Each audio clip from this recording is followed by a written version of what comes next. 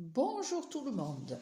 Voilà, vite fait, parce que malheureusement, bien trop occupée en ce moment et nuit assez courte, donc vous me voyez un petit peu flagada, mais c'est pas grave.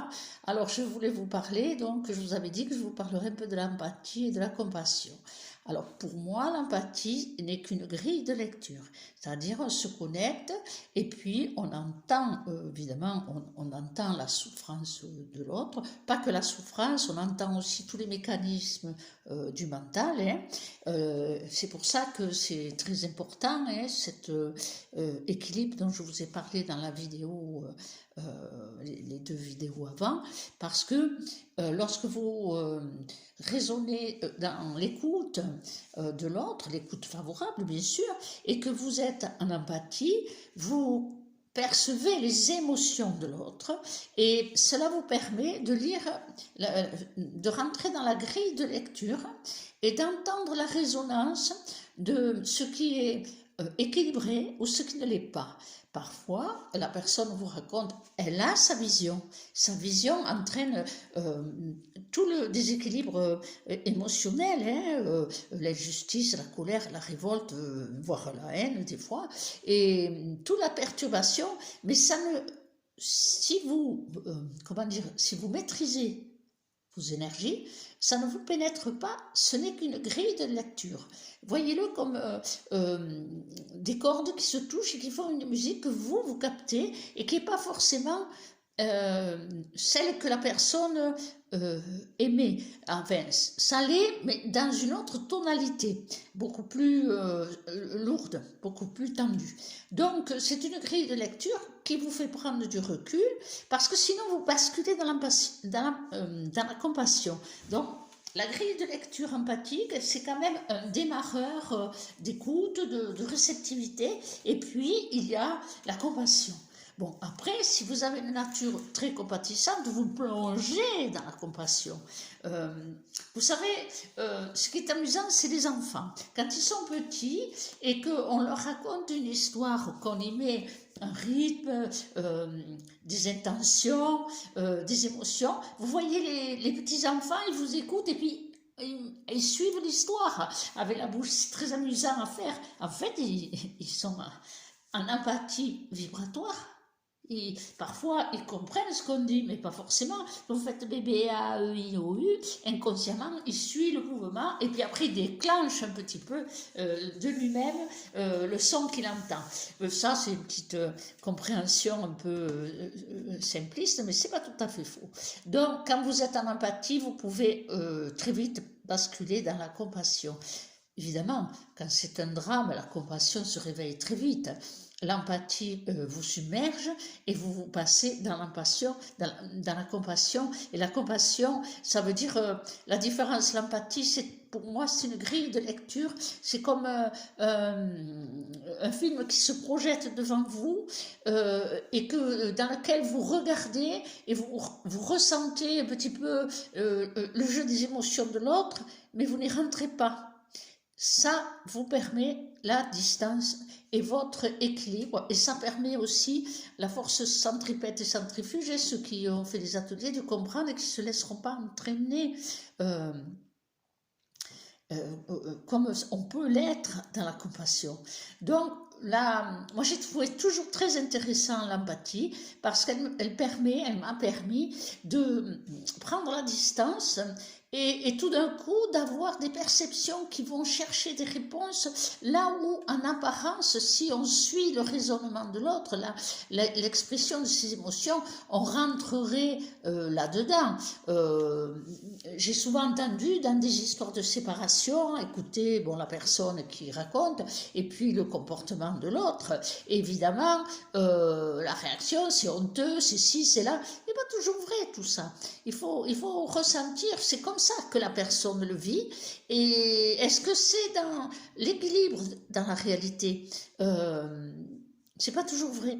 Je peux vous assurer, c'est pas toujours vrai. Et c'est comme ça que la personne, elle trouve des écoutes favorables et qu'elle reste dans sa problématique et dans son nœud. Mais si on arrive à à prendre du recul, on est capable de dire, bon, de dire à l'autre, prends du recul. Alors, quelle que soit la situation, que ce soit, mettons, professionnellement, hein, combien de fois, en écoutant des personnes, alors ayant fait voir un petit peu qu'elles se laissaient emporter par leurs émotions, leurs frustrations, et que si elles changeaient d'attitude, les choses changeraient, ça s'est produit. Donc, c'est tout un jeu de miroir où chacun voit la chose à sa manière. Alors elle, mettons un exemple où le chef est c'est Wen, et la chef, et qui l'a presque la persécutée. Donc j'ai fait voir un petit peu qu'elle était emportée dans son jeu émotionnel et que finalement quand elle arrivait énergétiquement, elle était même elle-même par ses fascias déclencheur sans le vouloir, étant donné que la machine était en route. Et donc elle a commencé à travailler sur justement sa réactivité, à prendre beaucoup sur elle, c'est vrai. Et puis finalement, les choses se sont allégées et je dirais pas qu'elles sont devenues copines, hein, la chef et elle, mais le respect. Donc, l'empathie, lorsqu'on le prend dans le sens de la grille de lecture, permet d'aider l'autre en, disons, en ne se laissant pas embarquer soi-même dans la nature des sentiments. Pour moi, l'empathie, elle est liée au jeu des émotions, hein, des sentiments. Après, quand c'est trop intense, bien sûr, ça bascule dans la compassion. Alors, la compassion, c'est plutôt prendre la souffrance de l'autre. Et ça peut avoir des conséquences quand c'est excessif. Hein. Prendre la souffrance des autres, eh bien, ça implique que quand la personne part, on est mal, on est très mal. Parce que finalement, on a toute cette masse qu'on a, disons, ingurgitée quelque part, mais qu'on a surtout vibré de concert. Parce que c'est là le problème énergétique, c'est que la compassion, qui est très belle, mais qui a ses limites, et elle est certainement pas, disons, aux dépens de celui qui écoute. Elle est une aide à l'instant T, c'est-à-dire qu'un drame catastrophique, tous on a de la compassion. Hein, Dieu sait qu'on en voit là en ce moment. Tous on a de la compassion. Donc à l'instant où on apprend la nouvelle ou l'information, soit par la personne ou par la télé, hein, par les informations, on a une vibration d'information, de compassion qui se met en route. Mais comme il y a la distance et qu'on ne connaît pas les gens, on n'y reste pas dedans et on ne prend pas. Eh bien, quand c'est en direct et qu'on connaît les gens, on peut basculer dans des choses plus importantes. Pour les soignants d'ailleurs, la compassion, il ne faut pas qu'elle dure, hein, parce qu'ils vont être fracassés en fin de journée. Hein. Donc, il y a tout un travail de prise de conscience que la compassion a ses propres limites et qu'une personne trop compatissante, elle va se faire manger. Ça, c'est sûr. Elle va se faire, disons, ça va lui peser dans les corps d'énergie alors qu'elle elle s'en rend pas compte parfois. Et ma foi, la compassion est une belle chose dont il faut savoir se déconnecter. Pour une simple raison, c'est qu'on peut être submergé. L'empathie, il ne faut pas y rester parce que c'est une grille de lecture et qu'il faut avoir le recul pour s'ouvrir aux perceptions. Mais si on y reste dans l'empathie, mon Dieu, la pauvre, etc., eh bien, si on y reste, on n'a pas le recul pour avoir des perceptions, pour avoir des réceptivités et pouvoir trouver les mots justes. Alors, lorsque les personnes sont équilibrées, cela se fait naturellement. Par exemple, elle rencontre une amie qui lui raconte, elle rentre en empathie, bien sûr, mais elle a cette distance protectrice, bien sûr, et pour soi-même, qui va lui faire trouver, sans qu'elle s'en rende compte, le mot juste. Et la personne, tout d'un coup, il y a un mot qui fait clic, et alors elle dit, ça m'a fait du bien de te parler, alors ça m'a fait du bien, puis ça m'a fait comprendre quelque chose. Voilà, ça c'est l'état d'empathie qui a trouvé la résonance. quand on rentre dans la compassion, l'autre, il déverse, il déverse, il déverse, et puis, ah, ça m'a fait du bien de te parler, mais alors, moi, voilà, je suis celle qui écoute, je suis en compassion, et j'y vais, l'autre raconte, raconte, ça m'a fait du bien de te parler, là, le sac à dos, c'est moi qui l'ai. Alors, bien sûr, on appelle ça être une éponge, mais c'est un état de compassion qu'il faut apprendre à maîtriser. C'est pour ça que j'ai insisté sur les vidéos, les états et en fait l'équilibre, la loi d'équilibre.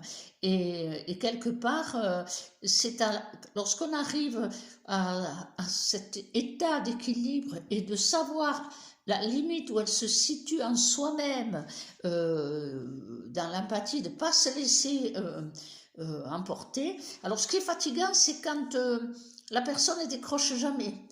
Oui, c'est ah bon, d'abord je comprends, oui, oui, oui, oui, vous écoutez tout ça, et elle continue, elle continue, elle continue, elle continue. Oui, là, sachez que même si vous êtes dans le discernement d'équilibre, vous ne pourrez pas forcément contrôler l'ego qui est en nous, qui fait son travail, dire ça me casse les pieds, quoi.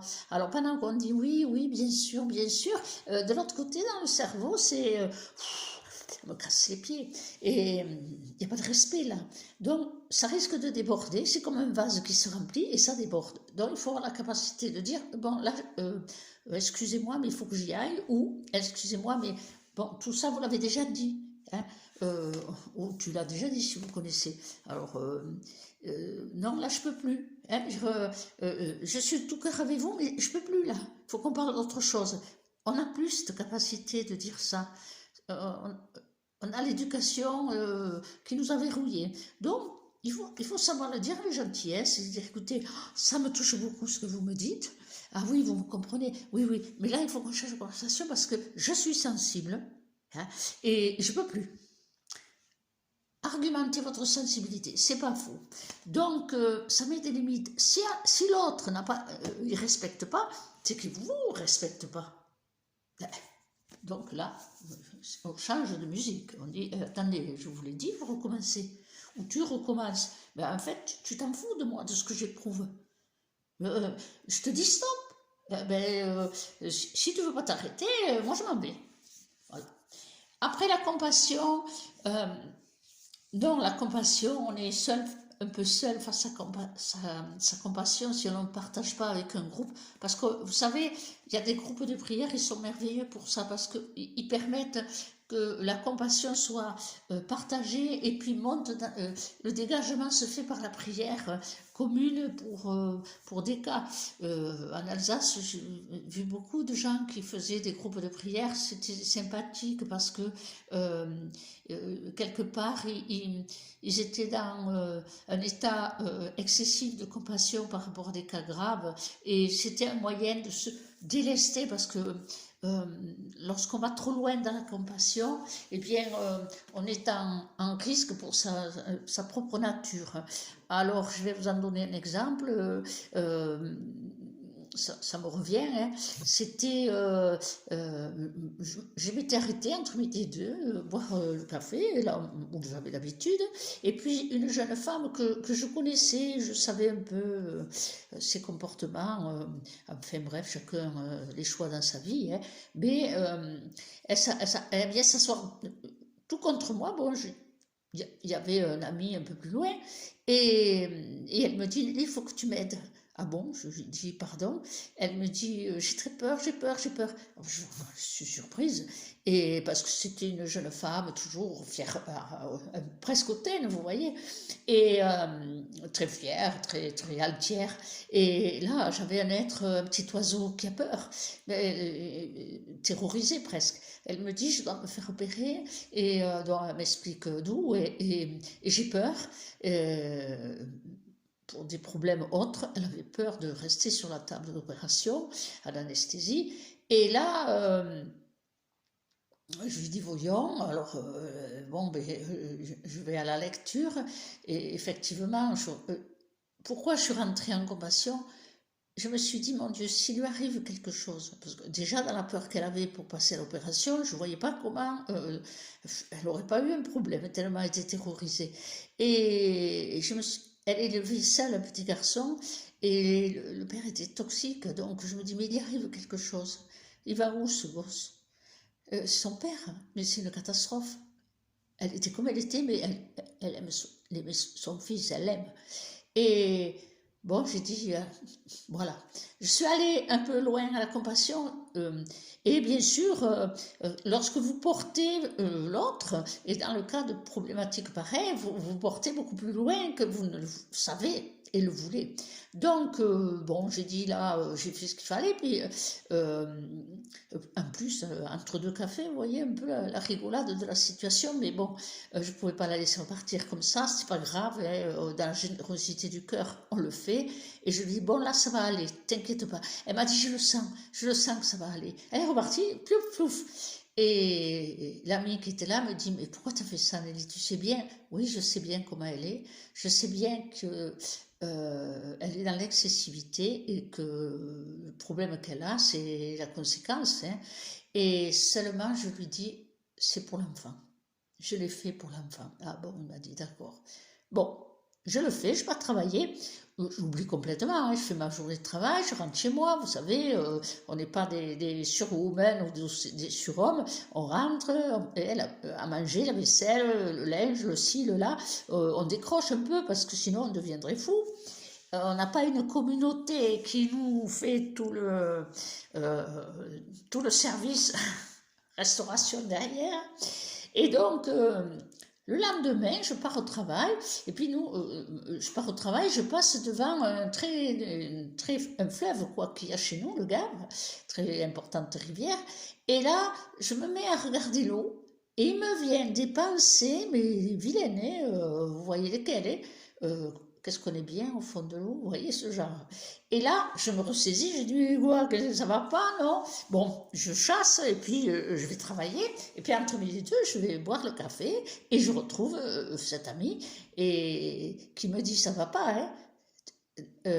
Je lui dis, comment ça? Mais ça va pas. Ouais, ah mais oui, je lui dis, je lui raconte, il me dit, tu vois pas d'où ça vient? Ben non, j'ai pas réfléchi encore. Il me dit, mais t'as voulu la porter? Ah, mais oui, je dis, j'avais oublié. Et puis je me suis dégagée, c'était fini. Donc vous voyez que la compassion dans son excessivité, c'est pas une excessivité émotionnelle. Je peux pas dire que, si, par rapport à l'enfant, hein, mais par rapport à elle, bon, elle a tellement fait de bêtises que j'étais pas étonnée, quoi. Et vous voyez que vraiment, la compassion, il faut apprendre à en limiter aussi la charge parce que ça a des conséquences psychiques. Hein. La preuve, les pensées que j'avais, c'était les siennes. Hein, voilà. Et donc, j'avais tout pris et tout absorbé. Et ça déstabilise complètement l'équilibre. Bon, ça n'a pas duré longtemps parce que d'abord je l'ai fait et puis après j'ai oublié, j'ai fait mon travail.